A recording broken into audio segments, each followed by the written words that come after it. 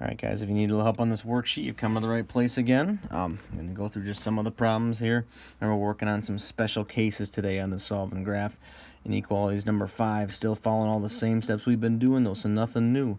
Let me start with number 2 here. I'm going to draw a line straight down again where the inequality is to remind myself, whatever I do on one side, I got to do on the other.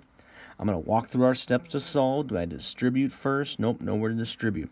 Can I combine some like terms? Yeah, I can. I can combine 4x and 2x on the right side there and get 6x. So that right side now is 6x minus 4.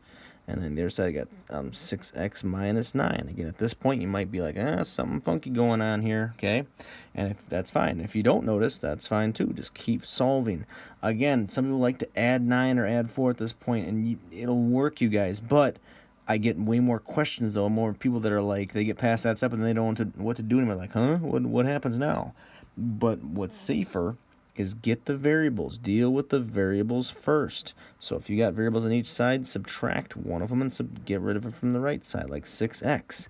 And what do you know? Subtract 6x from the other side, and it cancels out 2. Not every problem today, I repeat, not every problem today will be a special case, but this one is looking like it will. And again, that's because the x's all canceled.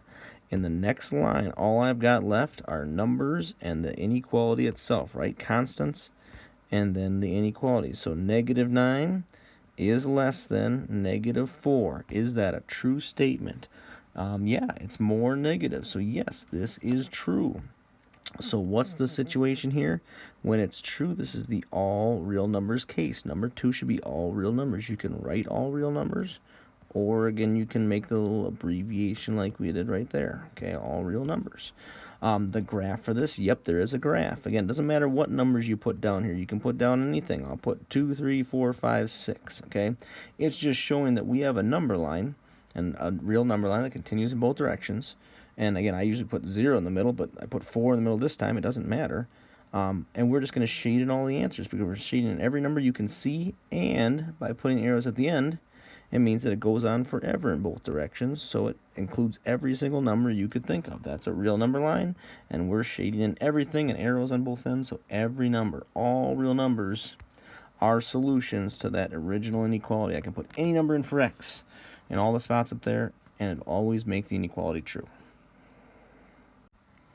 I'm going to move right along to number 3 is another good one that I could do maybe to help you out.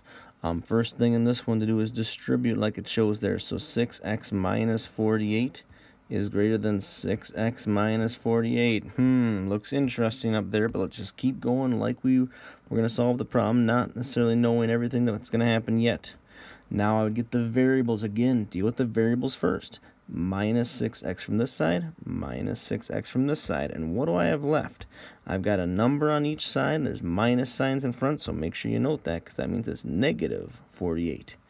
Is negative 48 greater than negative 48?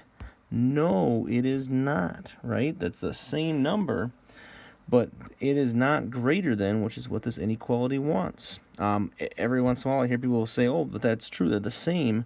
Well, that'd be okay if you had the line underneath. Then I could say this is a true statement, but I don't. This problem is just greater than. So no, it's not a true, oops, I kind of missed there, but no, that's not a true inequality. So this right here is the no solutions case. Okay, because the statement is not true that I have right here. Negative 48 is not greater than negative 48, okay? Down here, again, it doesn't matter what numbers you put. This time I'll go back to putting 0 in the middle and then other numbers. But I make a graph, and then I just leave it like this. It's an empty graph because there are no solutions. There's nothing to shade in because none of the answers, no values of x.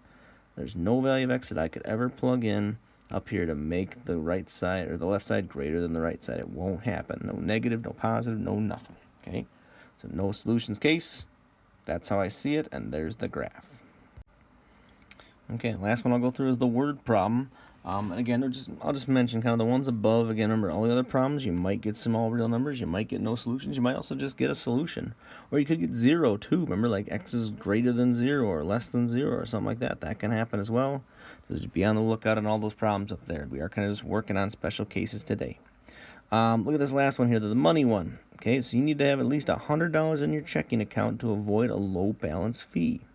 Right now you have $247 in your account, and you make withdrawals of $20 per week. So what are the possible numbers of weeks that you can withdraw money and avoid paying the fee? Okay, you can maybe pause the video right now, just take a break and kind of see if you can set something up that'll figure this out. Otherwise, I'll show you a setup and maybe let you solve it from there.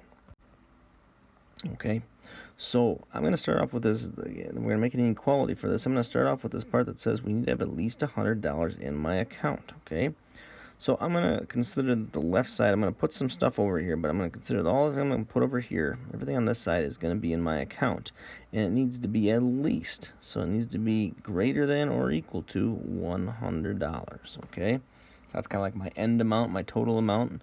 What I've got to not get a fee, it has to be at least $100, right? So whatever's over here in my account, greater than or equal to 100. So what's in my account, you guys? Well, take a look. Right now, I have $247. I'm going to put that in, $247. And I make, though, withdrawals of $20 per week. Withdrawals means you're taking money out. You are subtracting from your account. So I'm going to subtract from my account $20, and I do that every week. So maybe I'd put like W, okay, like some variable like that. How many weeks can I do this and still avoid paying the fee? How many weeks can I take out $20? Okay, if you start solving this inequality, you'll draw your line, you'll subtract 247 from each side, okay, and you'll keep solving from here. I bet you'll come up with an answer, and just realize you're going to divide by a negative here at this point, or at this next step, because you're going to have negative 20W on this side, right? So make sure that you end up, when you divide by a negative 20, you will have to change your inequality sign and flip it around for your final answer, whatever you get. Okay? Good luck, you guys. Let me know if you still need help after this, but I think you'll do well from this.